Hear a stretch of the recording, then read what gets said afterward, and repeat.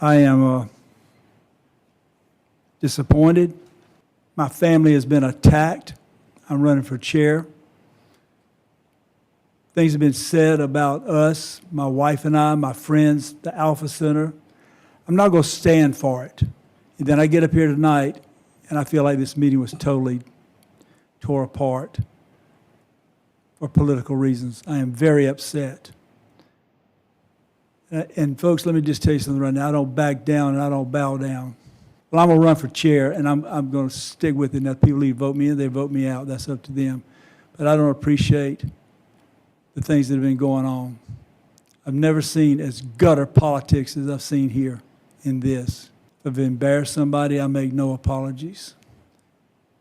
But this bottom line is we're going to run this meeting. It's going to be ran by the rules.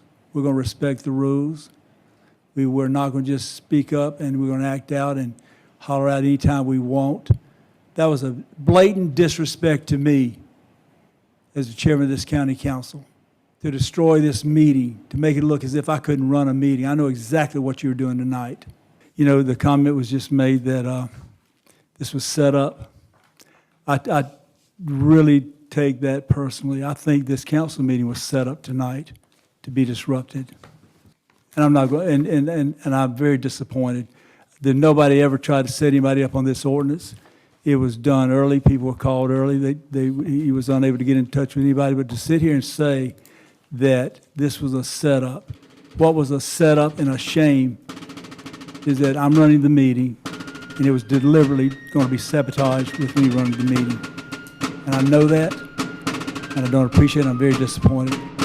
If a government claims a right, and then their claim is that they derive these rights from the people. Right. Well, how can people give a group rights that they don't themselves have? To steal from each other. Right, if we can't tax people, like I can't tax you, where exactly does government derive this right from? And once you come to, you realize that the goal ought to be as voluntary a society as possible.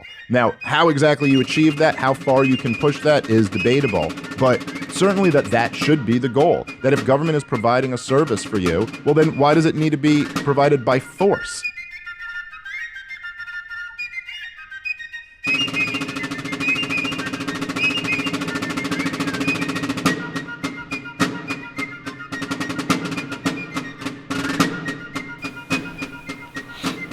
What if everything you see on county council in their meetings is really a coordinated clown show with controlled opposition, and the outcome of all this is already decided in advance? Hello and welcome to the Liberty Report. This is your host, Jeff Maddox.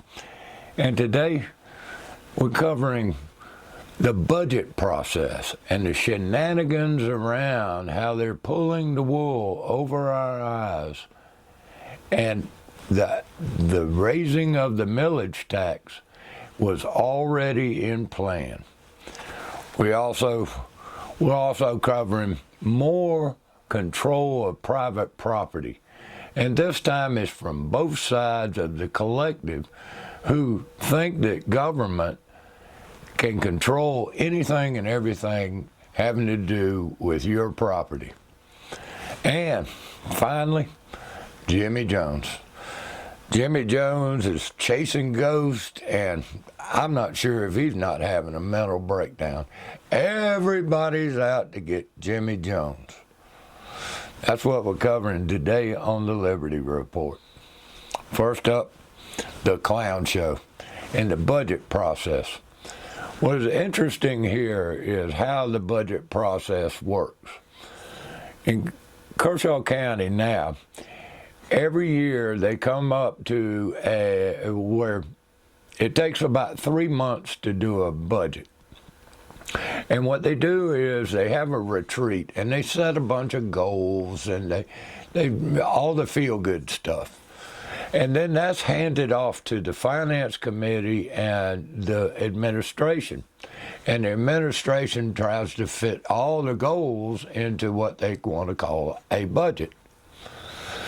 Now, if y'all follow politics much, everybody knows that up in Congress, up in the swamp, and at the State House and all, one of the critical committees that you would like to be on would be the Finance Committee, the Appropriations Committee, where the money is going to be appropriated, and where it's going to be spent, and how much, and where, and all that. So, being on the Finance Committee here in Kershaw County, there's 3 members, and that is a powerful position, because in the end, at the budget only comes before county council during the 3 readings leading up to a state mandated fiscal deadline of July 1st.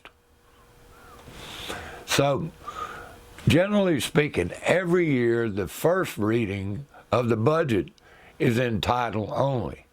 And this year that took place in May, like the 11th of May, the first meeting of May.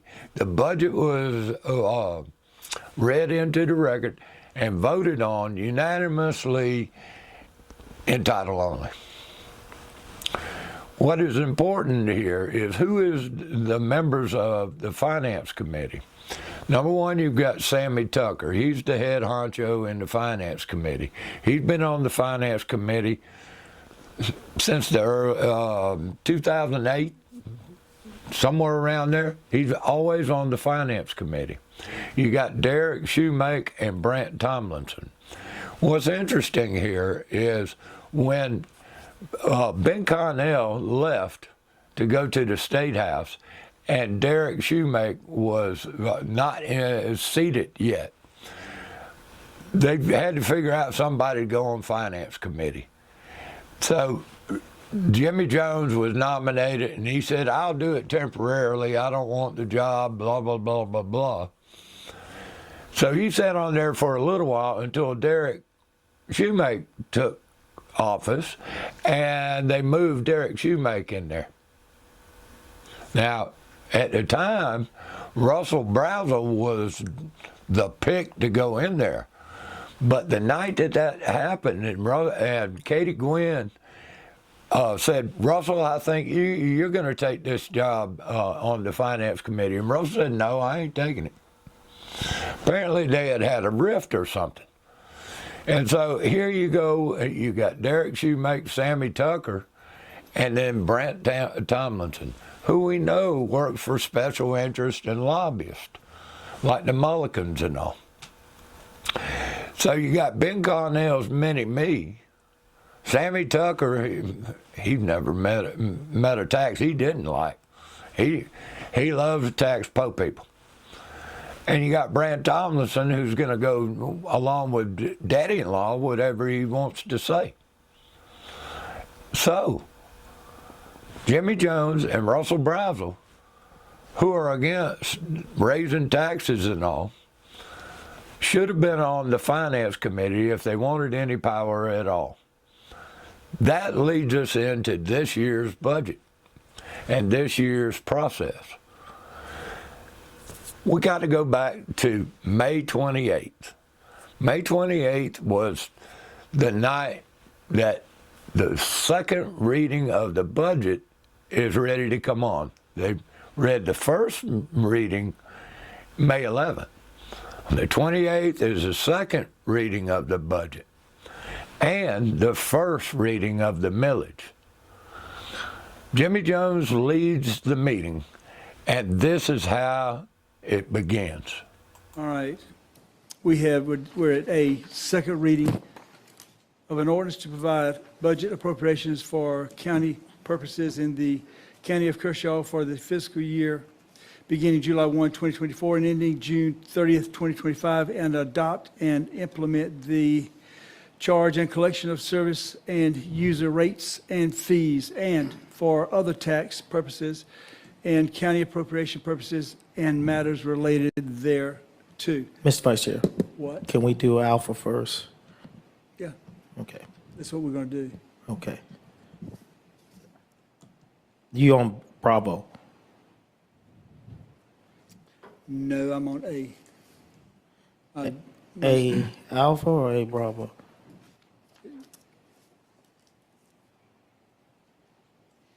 you know, okay, my agenda sheet didn't. Okay, how did I get that? All right. So, what we have here is confusion. The budget, the second reading of the budget is not the first item that was listed on the agenda, according to everybody but Jimmy. Well, what was the first item on the agenda? What was the alpha? His agenda did have, Yeah. just to his credit, Yeah. Bravo was listed as alpha on his agenda that he has printed. Right, Okay. Yeah, we got to change right here. Thank you. This one, yeah. Okay. Thank you. I think I shuffled around his papers earlier. No, you didn't. But it was a misprint in my paper, but yeah. But don't get that close. All right. So there you go. The 2024, 2025 millage in title only. You see, this is significant later on. Remember that. First reading in title only, fiscal year 2024, 2025 millage, and ordinance setting the millage rate for Kershaw County for the fiscal year beginning July 1, 2024. Do I have a motion? I make a motion that we approve the millage in title only for fiscal year 24, 25 All right, budget. Mr. Tucker makes a motion. Do I have a second? Second. All right, Mr. Tucker, Yes, sir. speak if you wish. I just want, it's in title only, but even with the title only, there's no increase in this millage rate as of now that we're reading in title only. And the reason why we're doing this, No millage increase. correct, and the reason why we're doing this is because we adopted an ordinance, not just a resolution, an ordinance saying that we will set the millage as we set the budget, so they could all end by June 30th of the end of that fiscal year we're working in. So this has to be done in accordance to our ordinance by the time the budget is read on its third reading, and it will meet together in June. Thank you, Mr. Shoemake. Nothing. So they have to, the budget has to be the same time. The budget and the millage follow each other. But you notice that the budget first reading was prior. Then we're on second reading of the budget and first reading of the millage. Now, why do they put the first reading of the millage before the second reading of the budget? And did you hear Sammy? Sammy says, there's no increase in the millage in this one, in this budget. Now, this is May 28th. Nothing. Where'd Mr. Brazel go? Little boy, There he sir. is. Do you have anything you want to say pertaining to the millage ordinance? The millage, do we have the rate, the new rate? Sorry. This doesn't include, oh, No, you want the new value rate, is what you're Yes. saying? Oh, okay. Yeah, there's no millage increase in this whatsoever. No, but the rate, the value of the mill grew. It's 310,417. $310,417. What was it last year? 302. 302. All right. Just getting an idea of how it changed from last year to this year. Thank you. This title only, I was telling them, doesn't have any increase in it. It's just title only. Okay, And the rate, it's in the value. guys, any other discussion, any other questions? No, sir. Thank you. Okay. All those in favor, first reading in title only, the millage, raise your hand. Let the record show that Brazel, Tucker, Shoemake, and Cato and Thompson all voted in favor, Jimmy Jones as well, so therefore it's unanimous. Thank you, gentlemen, so much. So it was unanimous. With no millage increase in title only, they passed the millage ordinance. First reading. What's interesting is what comes next. So that was the first reading. Remember, Jimmy had gotten alpha and beta and alpha mixed up. He wanted to do the budget first, second reading of budget, and then the first reading of millage. But that's mixed up. Let's do the millage in first reading, and then the budget in second reading. And this is where Jimmy reads it. That's second reading of an ordinance to provide a budget appropriations for purposes of Kershaw County for the fiscal year beginning July 1, 2024 and ending June 30, 2025, and adopted and implemented the charge and collection of service and users rates and fees for the other tax purposes and county appropriations purposes and matters related thereof. Do I have a motion to put it on the floor? Mr. Vice Chair, I make a motion that we approve the second reading of our budget for the fiscal year 24-25. Is there a second? I'll make a second. There's a second. That's on the floor for discussion. Mr. Tucker. So here we go with the second reading. Why does it matter? Why does it matter which one was first and which one was second? Can you guess yet? Yes, sir. So as it stands right now, I would like to open up the floor and ask the administrator to give his request to council, and then I can go from there. So, Very good. Let me just say a couple words right quickly before we go to the administrator. I want to thank you and the Finance Committee. Y'all have done a great job. You've worked very hard. I may not agree. I may agree. I don't know. We're going to get into it in a little bit. But bottom line is you guys put a lot of work into it, and I appreciate that. All right, Mr. Templer. So Jimmy Jones congratulates the Finance Committee. Oh, y'all did such a good job. Agree or disagree, but y'all did such a good job.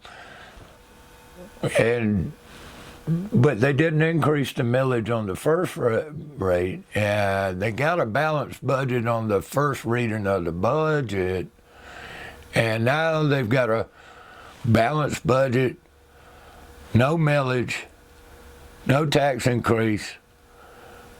Jimmy Jones is congratulating them. But is that really what's going on?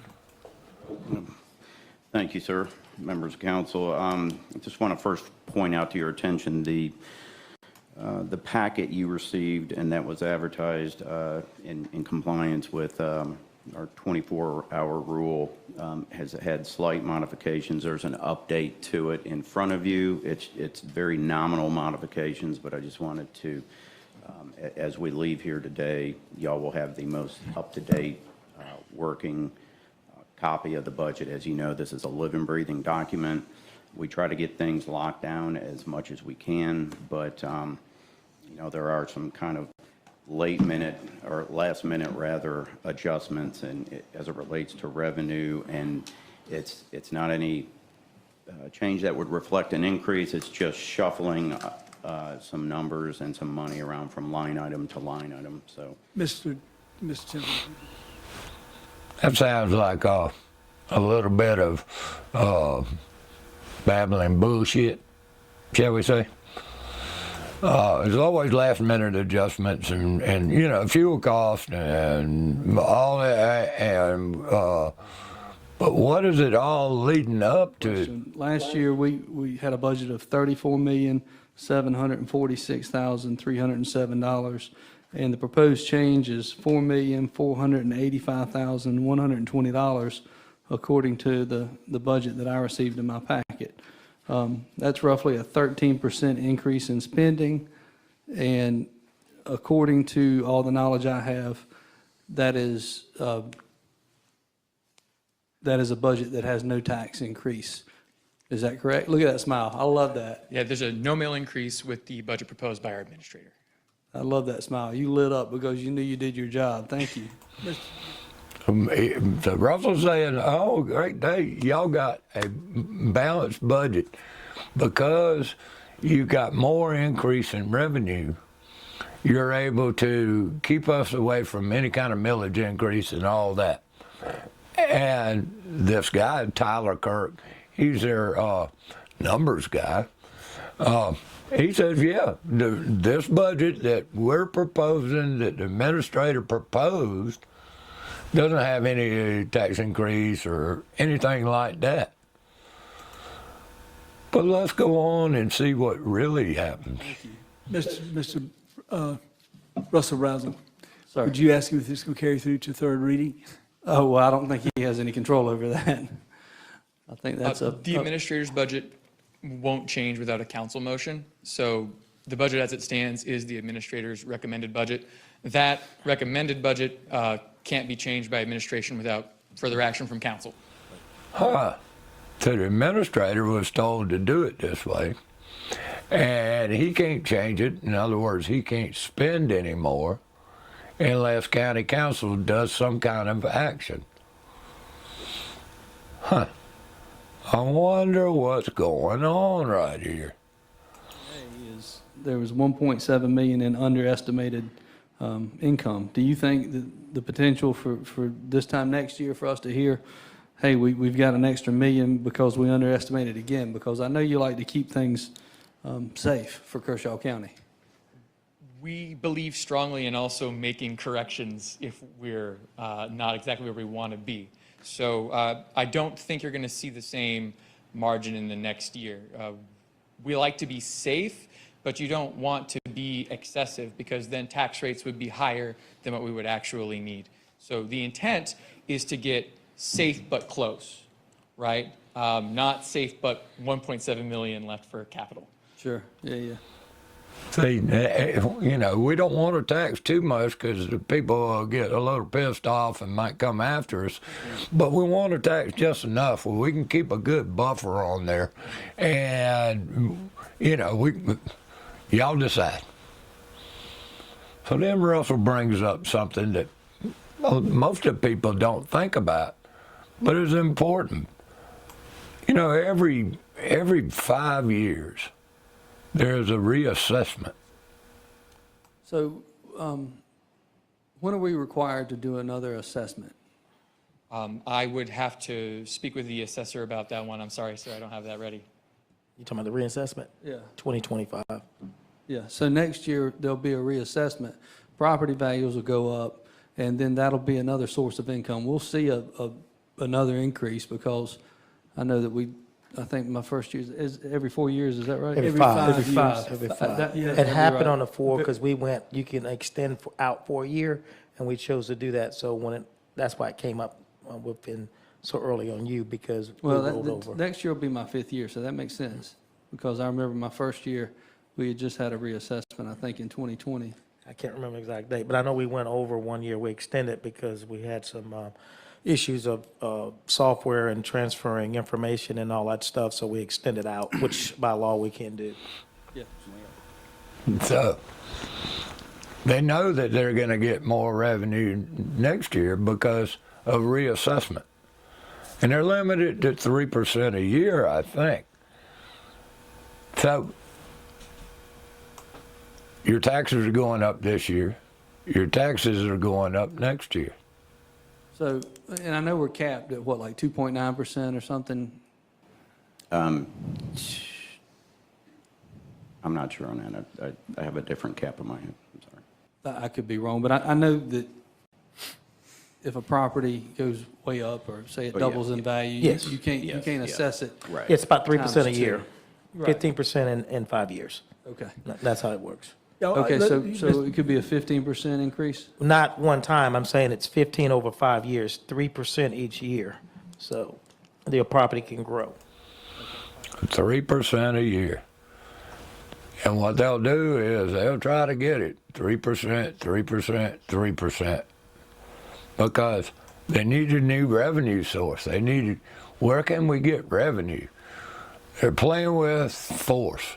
The collective always uses force against you and me in order for them to get whatever service that they want to provide. If government wants to provide a service, why does it have to be by force? But if, let's say we budget off 315,000 per mil, and we only collect 212, we're going to be sending out tax notices to collect to pay our bills. Am I correct by saying that? Anything involving tax notices, I do like to leave to the assessor. So I'd prefer to do that if you let me. Well, if you don't have it in reserves and you don't have it in the bank, you've got to collect it somehow. They would have it in reserve. I do think it's probably more likely that we would try to cut back on the spending if it's at all possible Right. first. But it is a possibility if we over or underestimate dramatically that our elected officials might take some. So what they're saying is that if they spend more than what the taxes are, they'll have to immediately come after the taxpayer again, you and me, for another hamburger meal. If you remember Julian Burns years ago, when they were increasing a fee or a tax or whatever it was, he said it's only a hamburger meal. Of course, since then, a hamburger meal is doubled in price.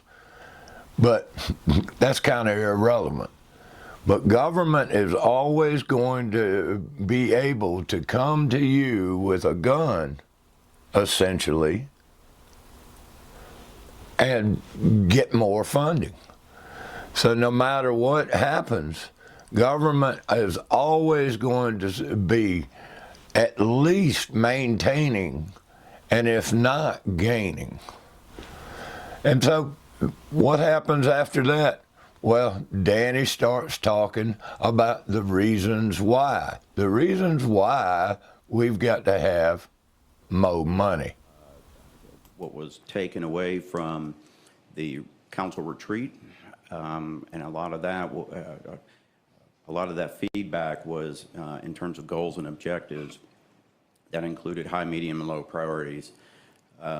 So I'm proud of the work we did, what we were able to put together here in terms of having a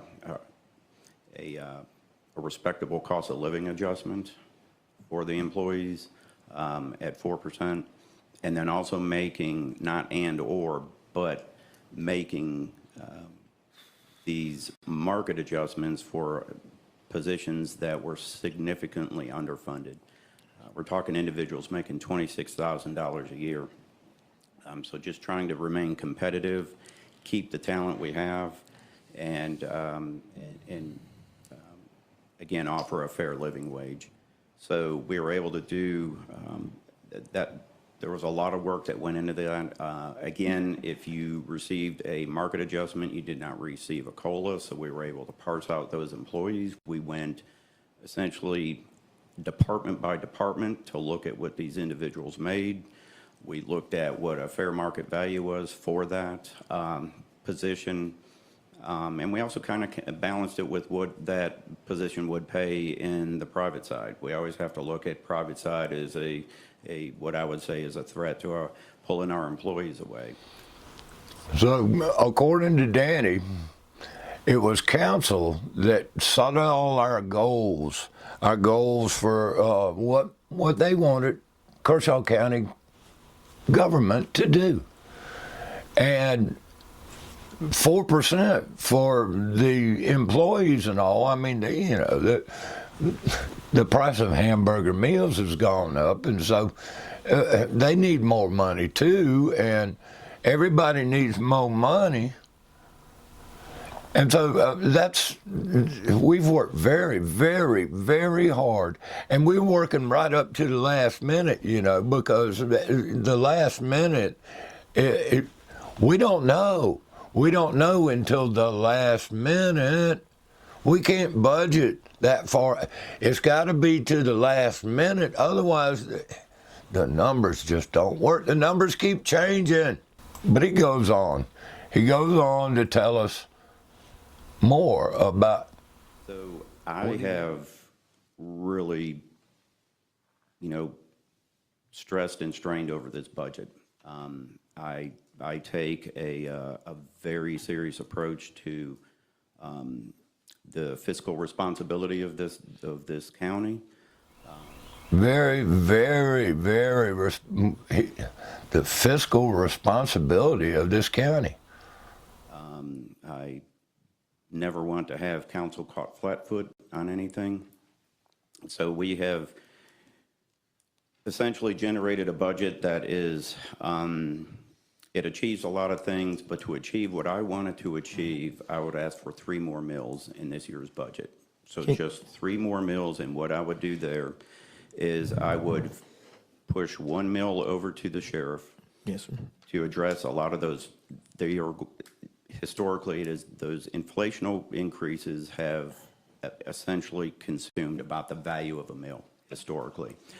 I would put 2 more mills towards the general fund. That would allow me to go back in and fund some items that I was unable to fund without an increase. I think this is Just 3 more mills, and I can do what I want to do. You know, you guys set the goals, and it's just a hamburger meal. Can you see what's happened? But what is so interesting is, go back to Russell Brazel and all, they got over $4 million more in revenue than last year. So the budget has increased over $4 million just by doing nothing, just because of inflation. And that's not enough. Not enough at all. And then ask yourself why the numbers have to change right up until the last minute. And then ask yourself this. Did they already know about this? Did they already know about this? Certainly the members of the Finance Committee, working closely with Mr. Templer, had some idea that they were coming for a $3 million increase. Now, the way the body language and all and the talking back and forth leads one to believe that everyone on that council was aware.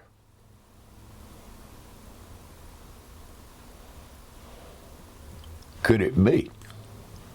Might it be? Might what we see is just a show, a clown show. The interesting thing is that the 2 people that are voting against this millage increase had an opportunity to be on the Finance Committee to begin with. And now they're sitting there with a no vote, and there's 3 people on the Finance Committee, and those are the only 3 people. So it was a 3-2 vote to pass county council. A 3-2 vote to now tax the people by 3 more millage. And with reassessment coming next year, guaranteeing that they have more income next year, more revenue, more extortion next year. And they can just, we reassess.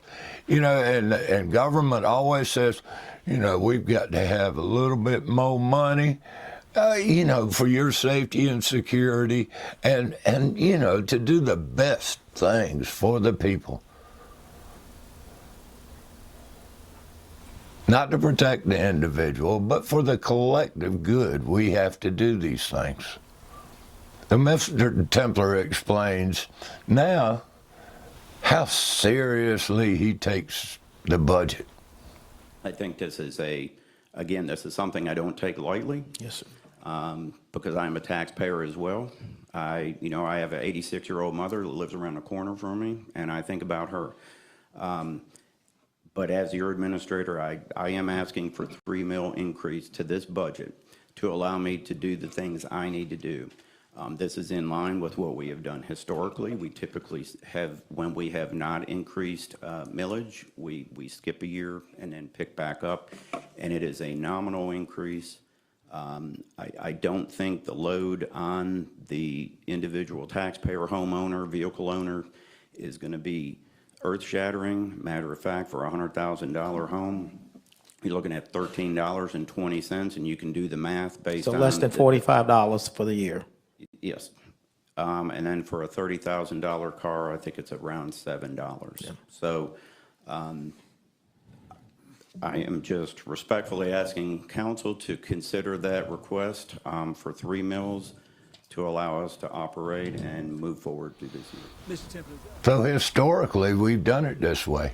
And I've got a 88-year-old mother that, is on a fixed income and all, but I'm not thinking about her because I have to think about the county. This county is my focus because it pays my bills, and this is my job to ensure that the collective gets what it wants, ensure that special interest gets what it wants, ensure that the county council gets the goals that it's set. And this is what I need to do to get that. And then look at what he says. We have traditionally done this, that we skip a year and then we do 3%. And then we skip a year and we do 3%. In other words, we're going to grow at least 3% every 2 years. At least that. Because then comes taxes, fees, fines, whatever it may be, to get more and more government to grow and grow and grow. If I remember correctly, back when Jim Matthews was first elected sheriff, I think the budget was 2.5 or 2.8 million dollars, and it rose to 4.4 million dollars, 4.5 million dollars. And now Lee Bone is talking about $8 million. Now, ladies and gentlemen, would you think that inflation has gone up that much in that period of time? Sure, the price of vehicles is higher. But as Lee Bone said, well, I get more money for a used truck than I do a used car, so we're buying fancy trucks. So, and then all the excuses made, well, it's the fuel, well, it's this or that is the reason that we need to do this or that. And it changes minute by minute, so we got to do it at the end. Ladies and gentlemen, that's a clown show. There's no way in the world that it would take that kind of time. They should have, the budget should be pretty much nailed down exactly with your little buffer built into it long before the first reading. It's a clown show. It's a scam.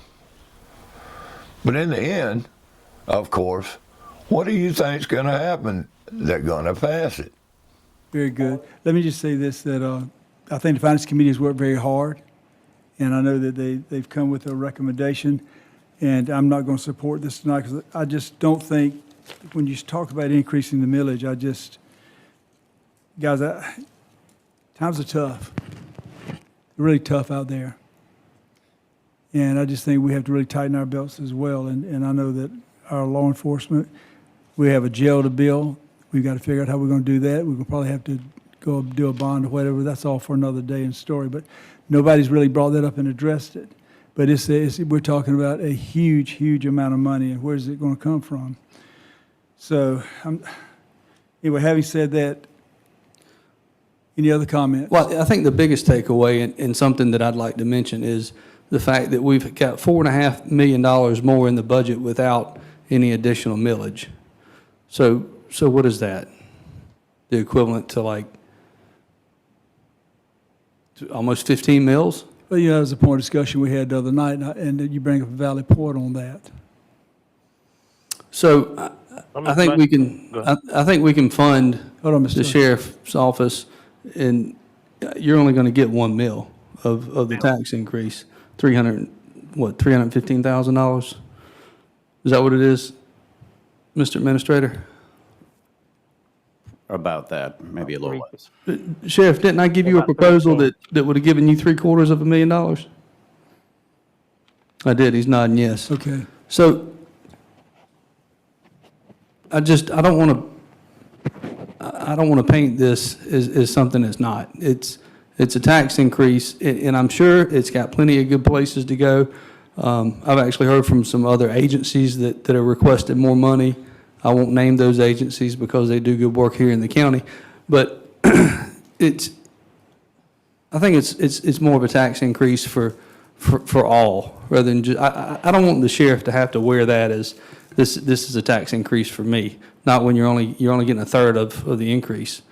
That's a Correct. fact, so. I do agree with that. But anyhow, Mr. Jones, you can call the vote whenever you're I ready. will, but I just want to, Chairman of the Finance Committee, do you have anything you want to say? And I think this is a very important discussion. Yeah, Go ahead. yes, sir. And just want to say this right here, and I respect everybody's opinions and thoughts. What we're doing tonight, and we can talk more in detail about the budget itself on the 25th, but tonight we're paying for the bills we have created in second reading of the budget. So in other words, we have already allocated the monies out in second.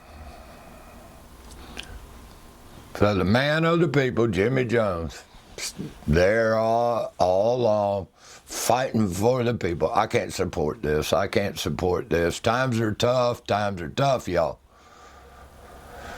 Russell Brazel, you know, I'm not going to support this tonight, and I don't want to blame the sheriff, and I know he needs some more money, and but I'm not. I'm standing with the people, man of the people over yonder, and we already know y'all got the votes, and Danny Cato is in the wind somewhere, and why is Danny Cato not there? Huh. So it's a rigged game in the end. A 3-2 vote.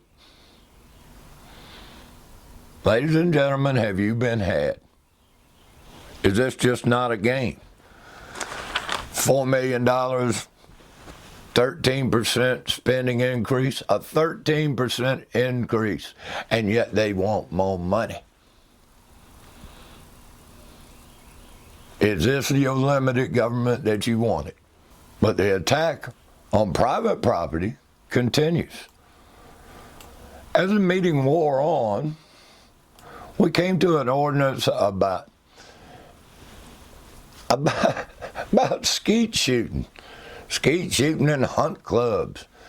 Now, if you recall, I don't know, it's been a month, 2 months, something like that. There was a group came to the planning and zoning, while they even went to planning and zoning in the first place, came there and wanted a permit for a skeet shooting range on a big piece of property. Well, the planning and zoning says, well, we don't have a regulation about that. And so we got to go to county council to get a regulation so that you can have permission to do a skeet range. And that's how the snowball started rolling. Russell Brazel got wind of it and started that thing, we're going to permit this and permit that. Well, the government has no business controlling private property. You, as a property owner, have a responsibility on that property. In other words, it's your property, but you can't hurt anybody, and you can't lie, cheat, or steal for somebody. So you're responsible for holding to that when you're shooting a gun. Like later on, they made an argument that 1 acre, somebody with 1 acre to have a skeet shooting thing. Use that noodle in between the 6 inches between your ears. It makes no sense. You shoot a shotgun, the BBs are going to go way over out there. And your neighbor's going to complain. Your neighbors then have an action, a civil action. You don't need a law. You don't need a law for that. That's a violation of natural rights and all that by shooting a gun and it going into your neighbor's yard against their final house or whatever. But this is the argument. They're saying, we want to permit this. In other words, Russell Browns was saying the government owns or controls the land, and to own is to control. So if you don't control what's on private property, on your property, then you're not the owner. You're only a tenant.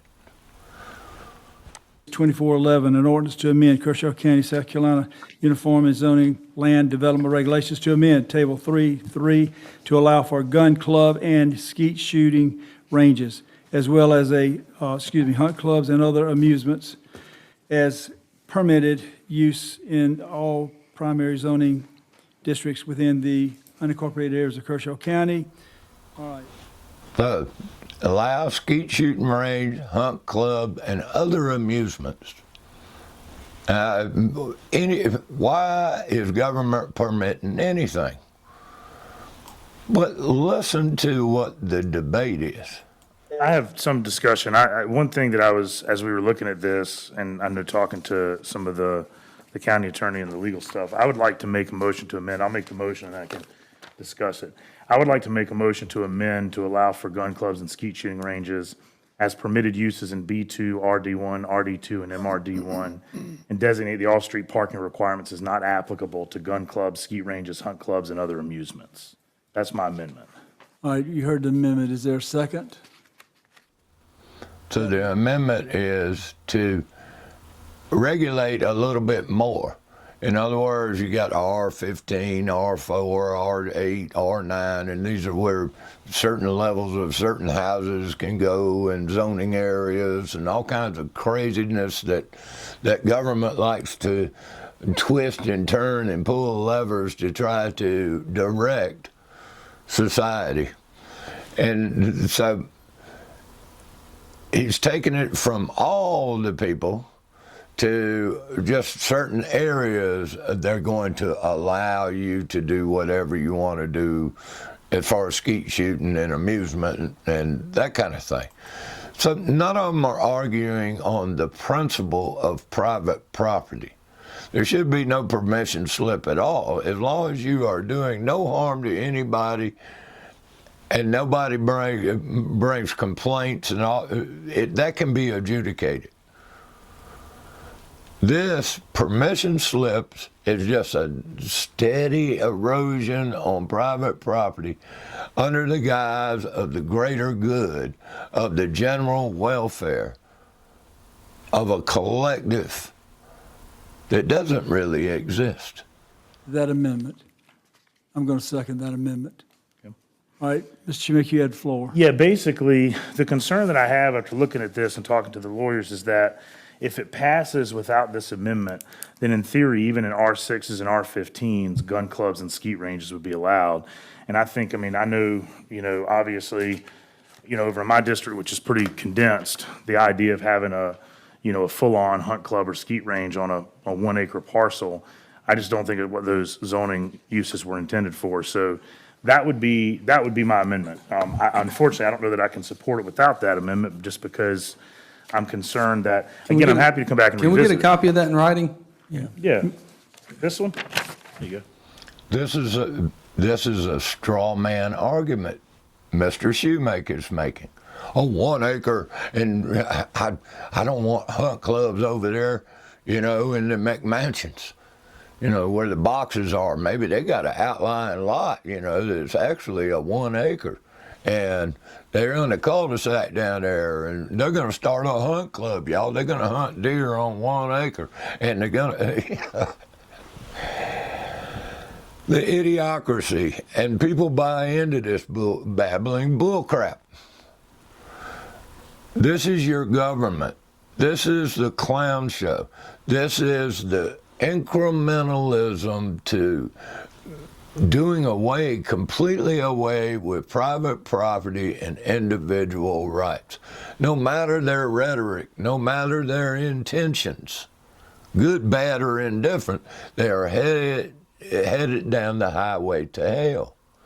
Over the past 100 years, we've seen incrementalism. We've seen the government controlling education. We've seen government controlling medicine. We've seen government controlling food, everything. And as it did, here comes the cost rising and the service going down. And here comes totalitarianism and liberty shrinking. The scale is out of balance. We have big government and less liberty. This is what this whole argument is about.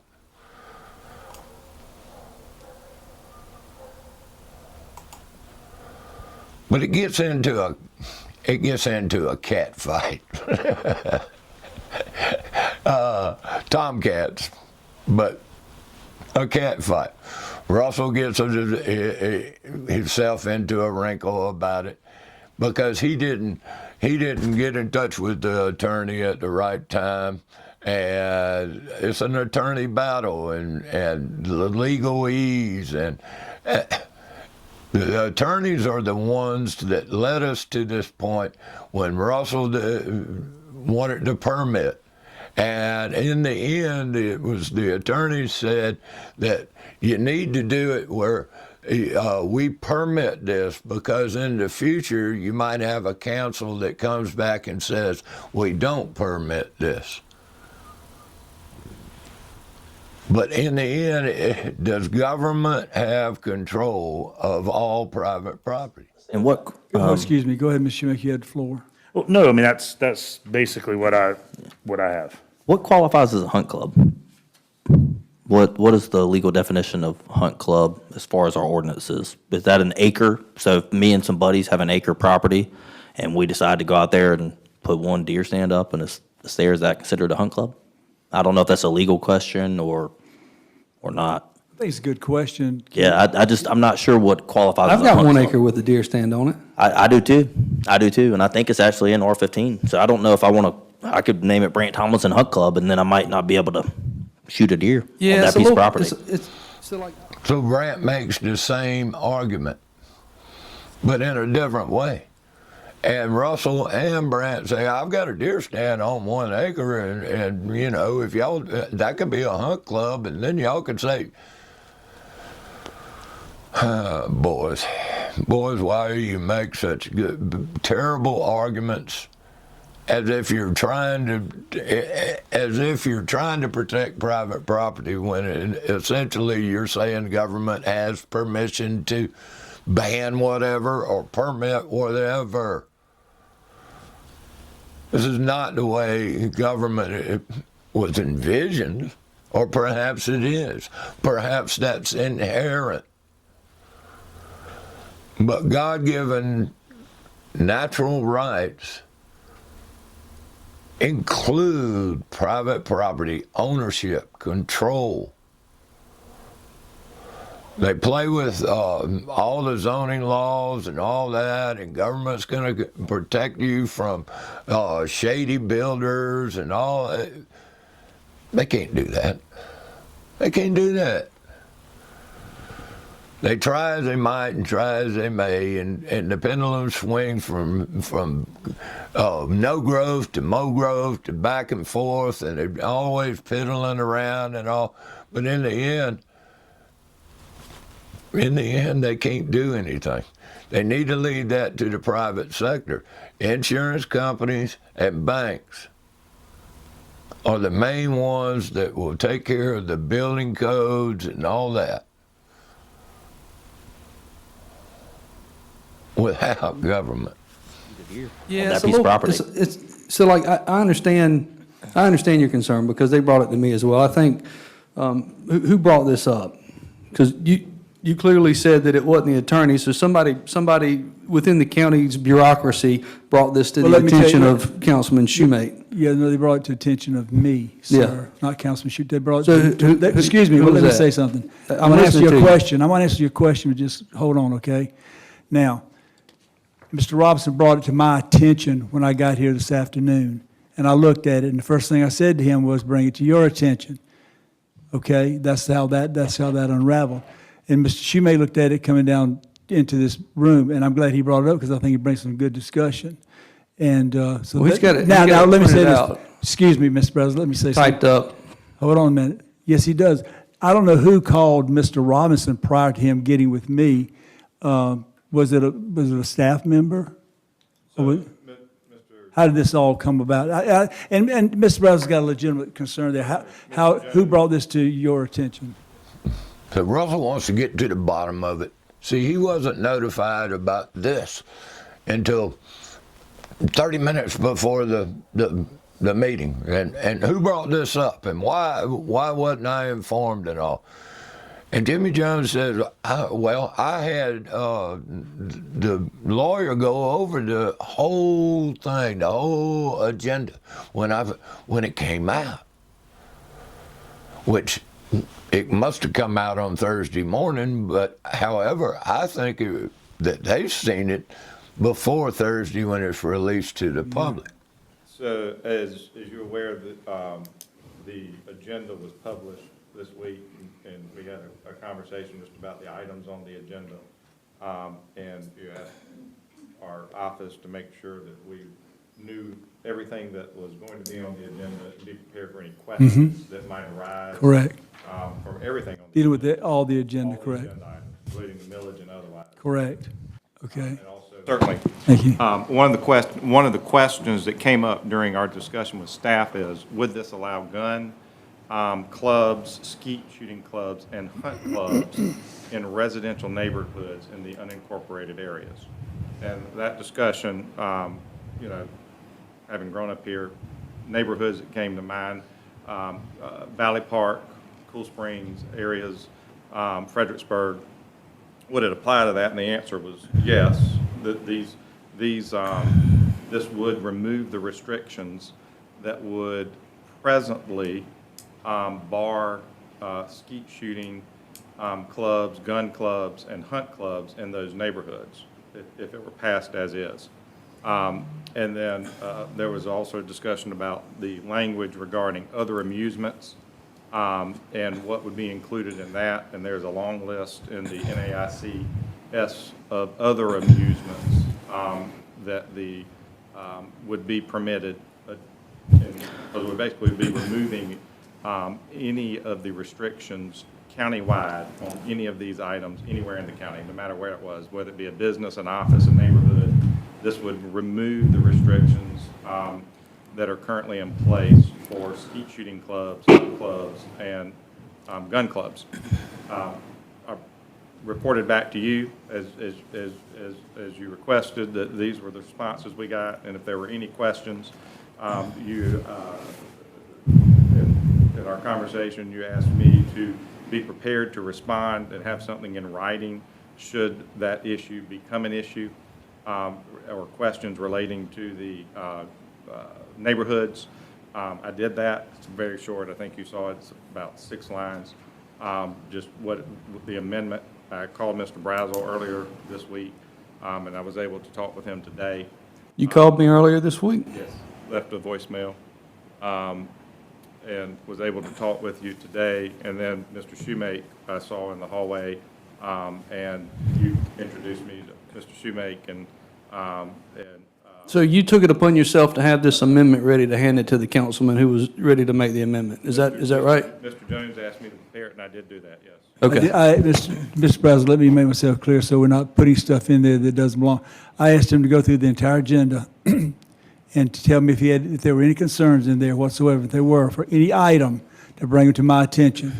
And Mr. Jones, may I ask a question after you're done? Yeah, hold on a second. And then he did that, and of course, that's where we are now. And of course, he had talked with I think the planning and zoning director. Yes, and asked today, if this comes up, and of course, Mr. Brown. And then somebody reached out to you prior to the meeting? Yes, we talked about it prior to the meeting, and he was asking he had mentioned that he had talked to you guys about it, and I asked him what that was about. he shared those concerns, which mirrored some concerns I've got, It was particularly. like 10 minutes before the meeting, wasn't it? Yeah, but I mean, not. It I've was, had and that this- was at my request, as I was walking down the hallway with Yeah. Mr. Brazel. I said, you want to share those thoughts with Mr. Shoemake, see what he thinks, Yeah. which I was very glad he Because did. originally, when this all started, my original thought going into that meeting was we were going to take that particular zoning classification, allow skeet shooting and hunt clubs, and then that meeting sort of went kind of off the rails, and it ends up being a discussion about whether we remove it countywide.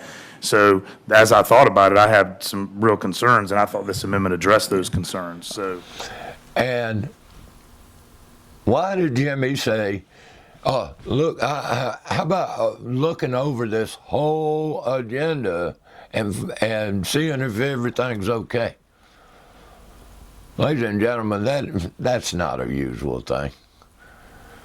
So there was a reason why Jimmy Jones asked the attorney to look at it all. And that's when he figured out that he conferred with his other people and all, and my goodness, this covers everything. I went to planning and zoning and all. Everybody went everywhere and decided that, we need to tighten this up and make sure that we permit it here and don't permit it over there. Another tinkering and tinkering. So Russell says, you called me earlier this week? Apparently he didn't get the voicemail, didn't check the voicemail didn't go through the voicemail, but he was informed 30 minutes before. And this is what Russell's upset as he can be, that he wasn't, informed. Why didn't he check? Why didn't this has been an ongoing battle for a long time. Why didn't he check? But so everybody is upset. They keep going and going and going. Toward any person, and if you have to be Ms. 300 Ms. feet. Thompson, let him answer the question, please. Yeah, Quit Mr. talking Jones, over I'm him. asking. I'm serious about that. That is just disrespectful. If you ask him a question, let him finish it. Shoot toward any person or any structure that might contain people, I think that's probably correct. Yes, sir. And I believe it's 150 feet or 300 feet away from a highway or something when you're dove hunting. Yeah, there's plenty of state laws. Yeah, there's plenty of state laws, right? So my whole point in this is R15 isn't going to change any more or less by doing this compared to what the state laws already do. And then you got, So they keep going on and on about this. But in the end, Russell Brazel tells everybody what he thinks happened. I think he said it was a setup. Hold on a minute. Mr. Brazel, any comments? Anything you want to say? I think it was all a setup. That's what I think. I You think know it was what I all think? set up, and I was called about 30 minutes prior to the meeting and tried to be swayed into changing my mind, which I won't. Very good. Mr. Thompson. I'm ready to vote. All right. Okay, we had the amendment on the floor, correct? Yes, the amendment is on the floor. Oh, for a second. Mr. Tucker, do you have anything you want to say? Is he with us? Oh, I'm with you. I'm so confused once again. Well, I know, yeah. I have nothing to say. Okay, well, I have something to Nothing. say, but I'll say it in just a few minutes. All right, all those in favor of the amendment, raise your hand. Mr. Tucker, how do you vote on the amendment? I vote yes on the amendment. Okay, so the amendment is 3 for, how many against? Mr. Brazel and Mr. Thomason vote no, so therefore the amendment passes. That's the ordinance as amended. We'll take a vote on that. All those in favor of the ordinance as amended, raise your hand. Mr. Tucker, how do you vote? I vote yes. All right, he votes yes. How many vote against? Mr. Brazel and Mr. Thompson vote against, so it passes.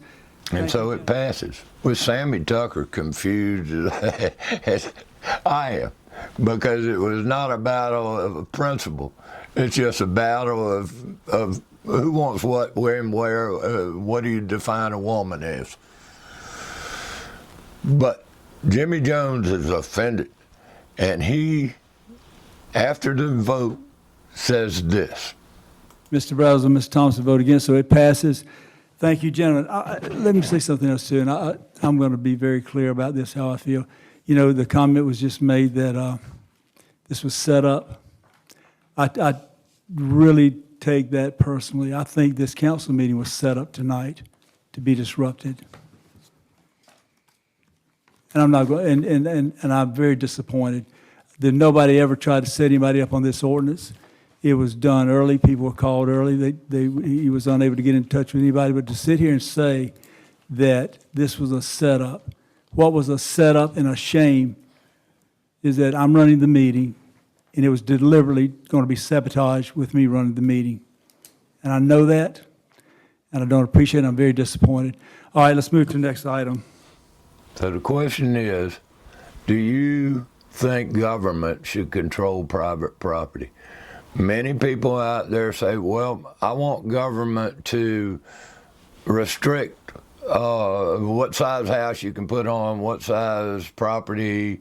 I want government to make sure that my neighbor can't do this or can't do that, or I want government to do something.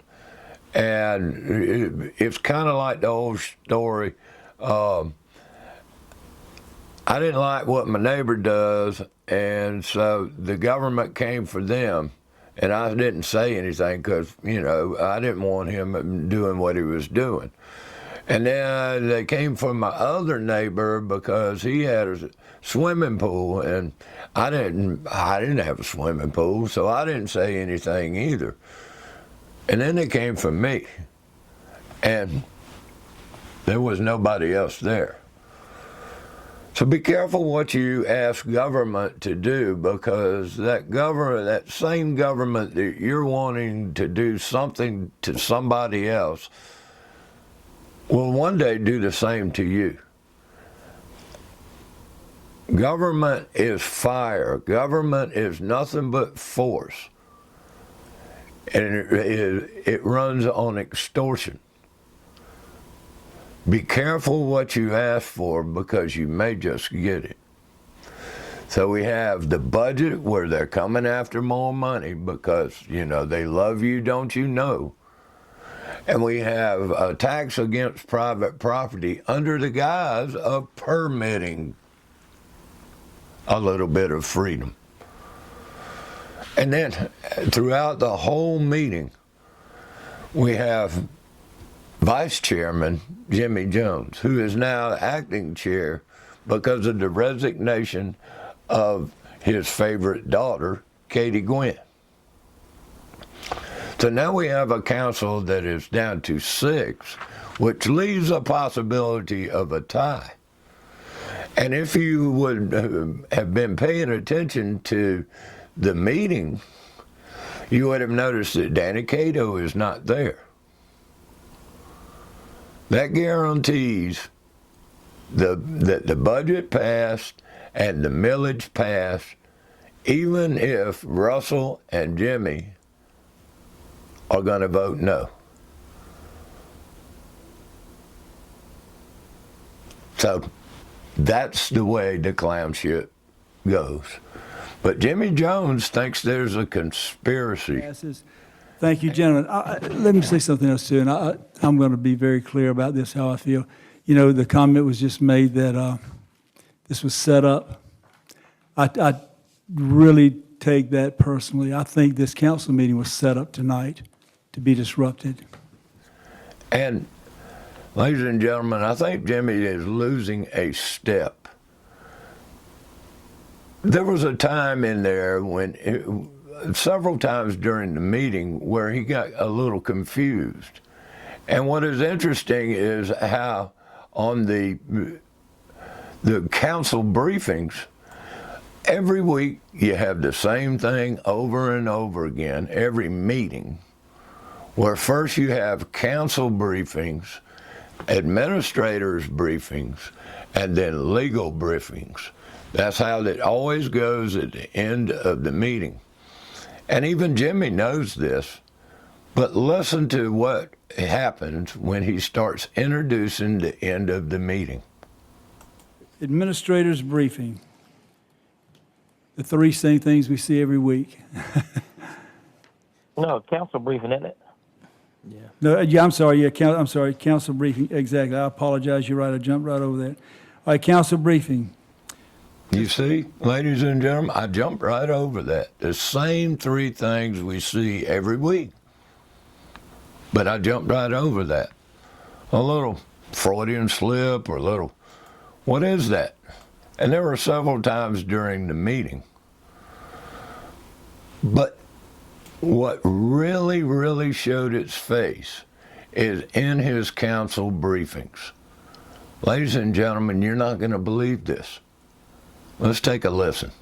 I do have some things I want to say and I want to talk about just for a quick moment. I want to welcome some of my friends here tonight. Appreciate y'all being here. I'm so glad that Mr. James was here, Judge James, Mayor James, and we were able to celebrate him, and he was to leave. I'm so glad he didn't have to sit here and watch the way things happened tonight. I am disappointed.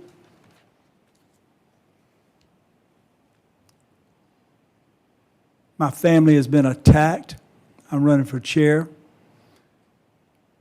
Things have been said about us, my wife and I, my friends, the Alpha Center. I'm not going to stand for it. And then I get up here tonight, and I feel like this meeting was totally tore apart for political reasons. I am very upset. And folks, let me just tell you something right now. I don't back down and I don't bow down. And but you're not going to make, people are not going to just take this political position and come out and try to destroy an agency who has put so much into this community. I have so much respect for Mr. Paul Napper sitting over there. He has worked all his life. He has saved lives. Well, thank you, buddy. I know what you've done. There's some things you can't even talk about that you've witnessed, that you've put through. You built a legacy with the Alpha Center. And I'm going to talk about the Alpha Center, even though my wife's the executive director. I don't care if you like it or not. I've never voted on anything for the Alpha Center. I've always recused myself. I don't appreciate the lies that have been put out there. I don't appreciate the innuendos about my family being put out there. All why? Because I'm running for chair. Well, I'm going to run for chair, and I'm going to stick with it. Now, people either vote me in, they vote me out. That's up to them. But I don't appreciate the things that have been going on. I've never seen as gutter politics as I've seen here in this. If I've embarrassed somebody, I make no apologies. But this bottom line is we're going to run this meeting. It's going to be ran by the rules. We're going to respect the rules.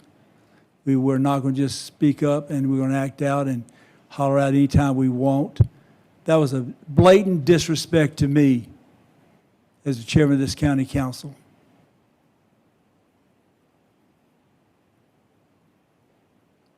To destroy this meeting, to make it look as if I couldn't run a meeting. I know exactly what you're doing tonight. Folks, I have enjoyed serving this county. I have served this county for 18 years. I have served this county for 28 years prior to that. I have given my life to public service. I have stood up, and I have fought, and I have stood alone. I have had council members try to indict me, criminally charge me, 15 years ago, 16 years ago, falsely accused me of sabotaging because I brought the truth to county council. Well, you know what? The county administrator was arrested and put in jail for filing false reports against me. And now the same thing's happening again. Well, I don't bow down, and I'm not going to take it. And people say, well, Jimmy, you might want to just not say this, that. No. I'll carry my fight to the public. I'll let the public be the judge. I want to thank the people of Kershaw County for allowing me to serve them the time I have. And I want to thank my wonderful wife who has done a wonderful job in serving the people in this county. She's done a wonderful job. I've seen her on Sunday mornings go to houses to save lives. I've seen her, she and I on our anniversary, have to go by and see somebody because she was trying to save somebody with an addiction, for the trash to be put out there about her and Paul Napper, I'm not going to stand for it in the Alpha Center. All because of why? I'm running for chair. And then this happens tonight on county council. It's no coincidence. I make no apologies to anybody. And again, I want to thank the people of Kershaw County for letting me serve. And I want to tell you something else too. There's another agency that I'm going to be addressing that needs to be addressed, and I'll do that at another time. But thank you to the public.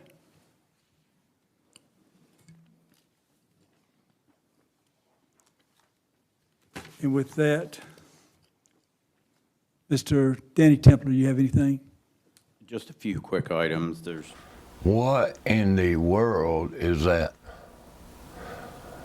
Apparently Jimmy Jones has got in his head that there is a conspiracy against him, his family, and just Jimmy Jones because he's running for chairman.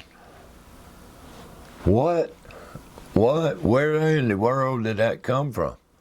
The Alpha Center has been a little bit of controversy there for a number of years for a variety of reasons, questioning what they're doing, how they're spending their money and all. And you can understand that. They're a quasi-government agency, public-private partnership kind of dealio. But because somebody's asking questions over here and Jimmy's seeing ghosts, y'all. It's kind of crazy. You got to question that. I hate to see it, but you got to question it. So, ladies and gentlemen, is this the government that you imagined? Is this limited government, where government can poke their fingers in private property? Government, remember what they did to us in the lockdowns and all. Remember the social distancing and closing boat ramps and all that. And now we know all that was a lie. And they went along with it. They didn't study anything about it. What do you do? What do you do?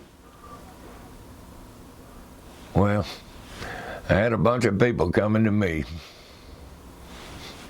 wanted me to do something.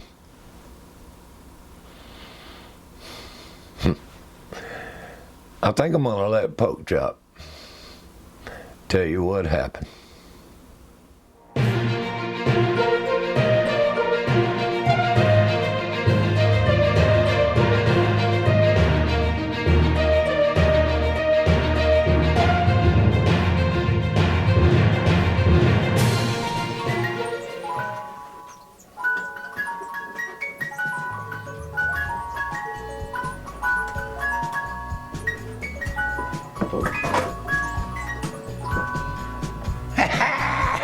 Pop goes the weasels, and the weasels of Kershaw County running all over the place.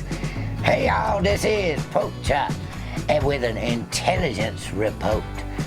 Now, as everybody is aware, old Katie Gwynn's resigned at the next to the last meeting, and of course they've had a meeting since then. But at that meeting, everybody, all the county councilmen, was saying how shocked they was and how they were so sad to see her go and all. Well, according to some very, very, very good sources, these boys all knew ahead of time, and they was lying pants on fire. Ain't that amazing? Politicians lying to us. Transparency, they claim, and honesty, they claimed, but they pulled a fool on y'all, don't you know? Yep, that's right. And there's some other dirty dealings going on too, because apparently apparently they have been planning this here for a while. Katie Gwynn resigning, don't you know? And apparently, the one Mr. Perfect had already decided that, you know, when Katie Gwynn goes, let's set it up where Jimmy Jones runs for county council. Because guess what? I don't even have to give up my seat. If I lose, I still on county council after 18 years, don't you know? That's right, boys and girls. So now you have Ben Conman Connell with all his accolades and all. And then you have Jimmy Jones, the brains of the people, is running. And of course, he just done told a fib I didn't know, come as a shock. We hate to lose. You were the first chairwoman on the Yeah, crocodile tears, ain't it, Jimbo? Great goodness. Well, ladies and gentlemen, tell you the truth, everybody getting fed up. And the other day, we were sitting around outside the table, and here comes this guy. And then here comes this other guy. And then the next thing I know, there's people everywhere around in the backyard. And, ladies and gentlemen, every damn one of them was saying, Jeffy, you gotta run. Jeffy, you gotta run. Jeffy, you gotta run. Jeffy, you gotta run. And Jeffy said, no, I don't want to get in there. I don't want to run anybody's life. None of that. And they said, that's why we want you to run, because you don't want to mess up private property, and you don't want to spend money on damn boondoggles up the swamp park and all. We fed up too, Jeffy. You got to run. And Jeffy said, oh, great goodness, oh, great goodness.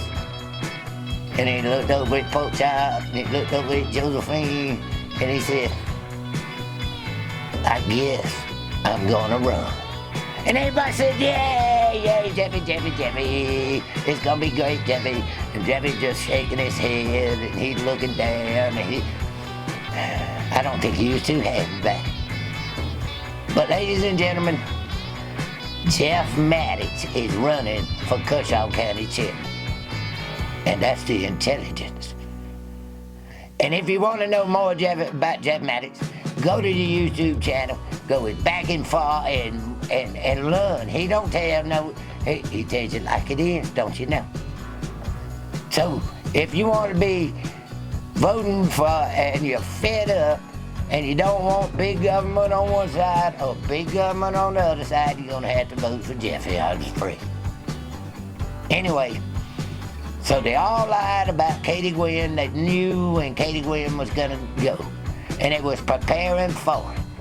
And they did it because at the time, so that nobody it would not be on the primary on June 11th. It'd be a special election in the middle of August, on August 6th. So there'd be low turnout and Jimmy Jones can run, don't you know? So that's it. Jeff Maddox for chairman of Kershaw County. This is Pork Chop reporting. Bye. Chill.